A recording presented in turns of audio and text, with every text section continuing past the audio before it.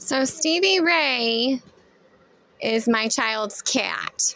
And these creeps manipulate animals, these engineers that work for URENCO, Tompkins as well. And these manipulated him. He's the calmest cat ever. And I researched the calmest cat to get with children.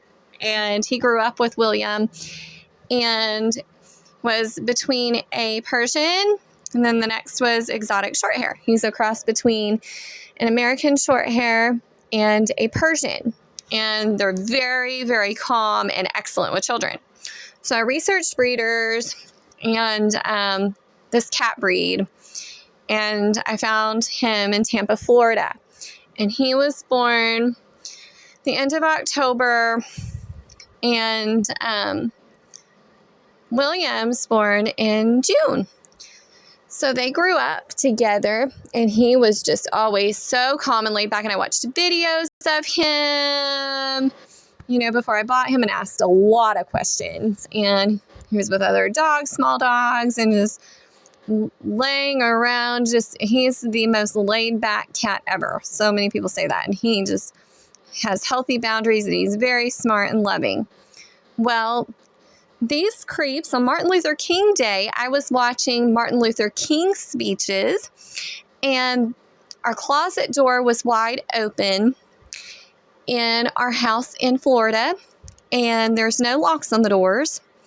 And these creeps decided they would manipulate Stevie Ray to scratch my child's face horribly on his eyelids, below his eyelids, just missing his eyes, and all down his face. Stevie has never scratched my child, not even on his arms. I swear. Never scratched my child. And my child knows healthy boundaries to let him go. I taught him healthy boundaries, and he knows whenever not to pick Stevie Ray up. Gentle pets. He was also putting Stevie Ray in drawers in our closet. Well, I looked at Laura Tompkins' Facebook page, and she had a post about her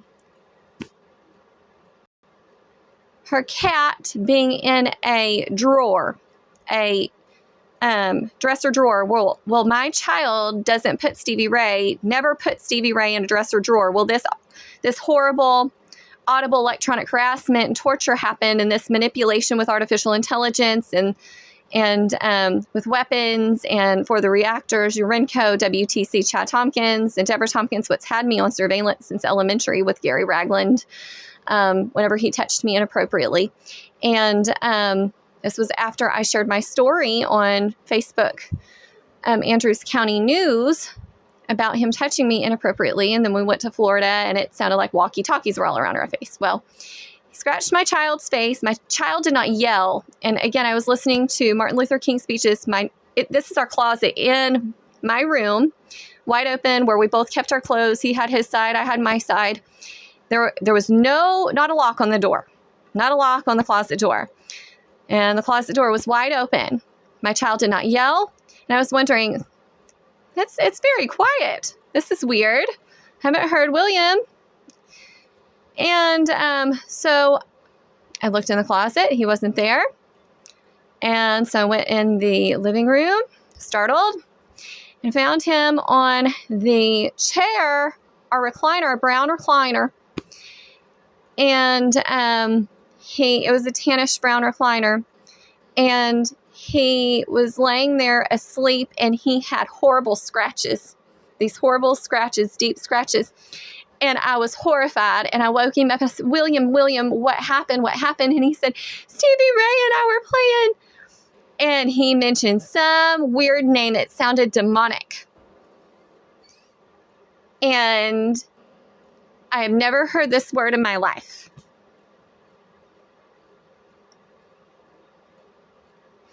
And I was like, oh my gosh, healthy boundaries, not to hold him, to let go. And he's never scratched you before. This is so weird. Let's go doctor you. So we went, and I cleaned his face and put coconut oil on his scratches, which is an antibacterial and it's an anti-inflammatory. It works wonderfully. And it really gets in because it's oil, MCT. It gets in there and it's a very good doctoring thing. And so I was doctoring it and he developed a cold. And so I kept him. He was going to Noah's Ark preschool at the Presbyterian Church there in Northport. And so I held him from school. I didn't want him getting these scratches infected. Again, they were deep, very deep. And he also had this little cold, so I held him from school. Well, this is when the last two comments were spewed out in my room in the right hand. If you're facing the closet, the right hand top corner of our room. If you were facing the window, my bed, the left hand corner. My child was not in the room when this comment was spewed, and an engine was revved up and these creeps spewed out, "You like to have sex with little boys." And so I moved rooms and we moved into the guest room, and I put William's nest. I moved my bed into the guest room. I put his nest beside me and to monitor him through the entire night. And I had a queen bed, and then we were in the guest room, and then these creeps spewed out. He was asleep and these creeps spewed out, "Courtney, do you like to play with your little boy's TT?" And I was horrified. The next day, we did our morning stuff and we left. Before that night, we left, and these creeps were spewing out, trying to provoke me, just meanness. You need to contact your county attorney. You need to contact your county attorney. Contact your county attorney. Contact your county attorney.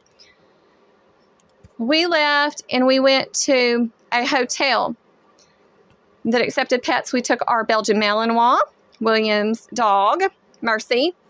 We got us a protection dog that was with 3 children. And so before I bought her.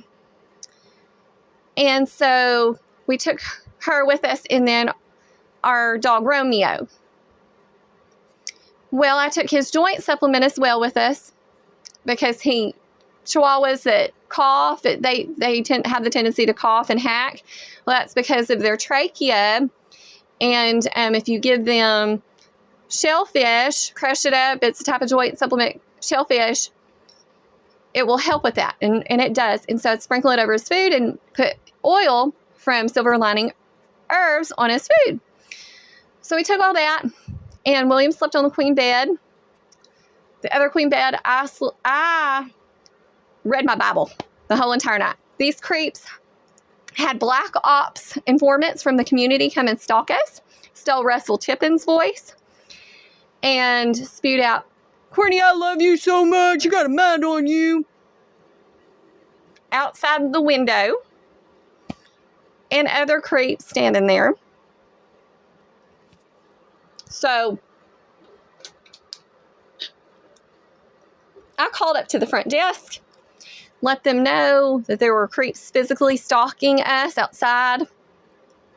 Every time I called, they would flee. I couldn't find anybody. So then that next morning, these creeps spewed out, "If you call the just how important is she? If you call the police, I'll kill you."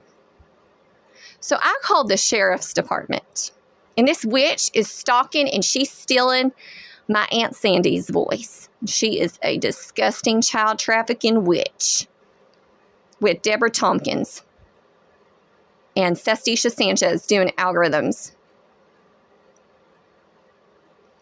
with the geneticist from URENCO, is what these creeps told me this morning. But don't believe anything you hear on electronic harassment. So these do identity theft, major identity theft. This is non-consensual. My family did not consent to this. We didn't consent to any of this. So, anyway, This needs to be stopped immediately. These creeps are trying to control the population and murder children and do pedophiling all around. And Pantex needs to know these creeps are doing this because these creeps need to lose their clearances, need to lose the capability to shoot these high-powered microwave weapons.